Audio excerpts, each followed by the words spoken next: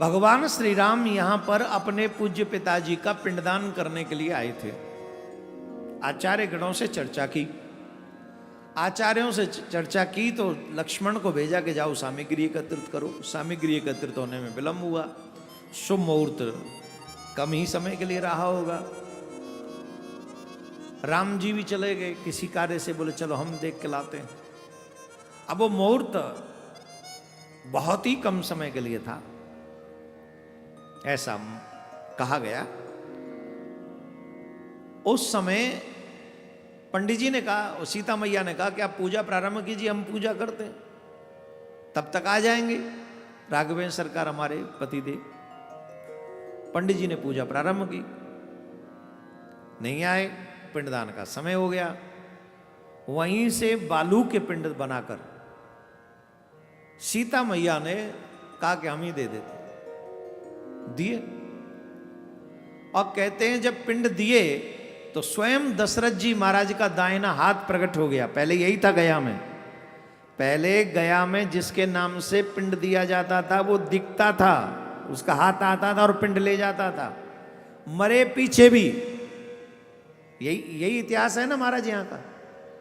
वो जो आप कह रहे थे ना, आपका कोई सौतेला भाई तो नहीं है, इसके चक्कर में बंद हो गया हाथ आना। ये भी पूरी कथा है यहाँ की, वो हम नहीं बताएंगे, समाज को कोई प्रेरणा देने वाली नहीं है वो, उससे क्या सीखोगे आप, तो वो इसलिए नहीं बोलेंगे। सिर्फ इतना समझ लीजिए, पहले सबके ही हाथ दिखते थे, तो दशरथ जी का हाथ आया और वो पिंड लेके चला गया। राम जी आए, जब सरकार पहुंचे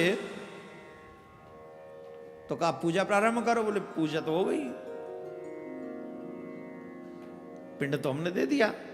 पिताजी ने पिंड स्वीकार किया। बोले हाँ स्वीकार किया। बोले गवाही कौन देगा, हमें कैसे लगे भाई, स्त्री देवियां तो पिंड दान कैसे करेंगे, वो स्वीकार कैसे हुआ। बोले ये गाय से पूछ लो, ब्राह्मण देवताओं से पूछ लो, और ये जो फाल्गु नदी है इससे पूछ लो, इन सबको मालूम है। कौन सा वृक्ष है, बट वृक्ष, इनसे पूछो, इनको मालूम है।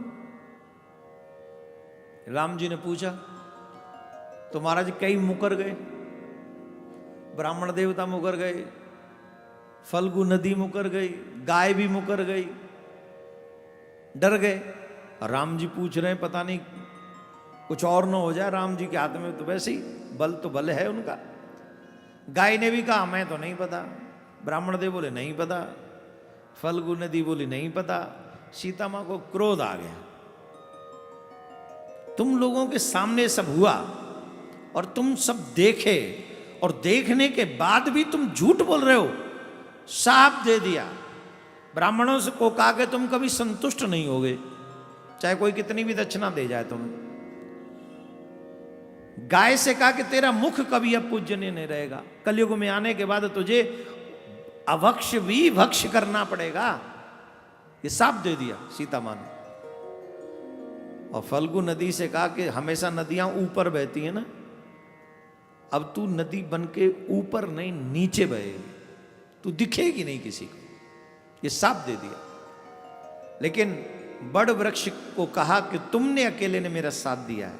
उन्होंने कहा था कि नहीं मैंने देखा, इसलिए मैं तुम्हें आशीर्वाद देती हूं, जो भी सौभाग्यवती देवियां बट वृक्ष की पूजा करेंगी उनका सुहाग हमेशा दीर्घायु रहेगा, उनको सुख संपत्ति मिलती रहेगी। इसीलिए मैं आपको एक और बहुत अच्छी बात बता दूं, पितृपक्ष में जो लोग अपने हाथों से बट का वृक्ष लगाते हैं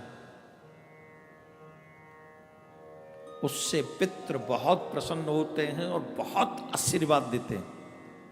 इन पितृपक्ष में अगर कोई बट का वृक्ष लगाए तो जितने भी लोग अगर मुझे सुन रहे हैं यूट्यूब पे, आपसे एक ही आग्रह है, अपने पितरों के लिए सामूहिक जगह पे लगाएं, घर में नहीं। घर में बट वृक्ष तो वो तो फैलता ही चला जाएगा, तो मुश्किल हो जाएगी। सामूहिक जगह पे जहाँ कहीं पार्क होते हैं या रास्ते होते हैं, ऐसी जगह पे अगर आप बट वृक्ष को लगा दें, फिर उसे पालें, उसकी देखभाल भी करें, से लगा के भूल ही ना जाए। अगर लगा के भूल ना हो तो मत लगाइएगा, लगा के उसके पानी वानी की देखभाल करनी है, इसलिए लगा दीजिए। तो पितरों का सहज आशीर्वाद तुम्हें प्राप्त हो जाएगा।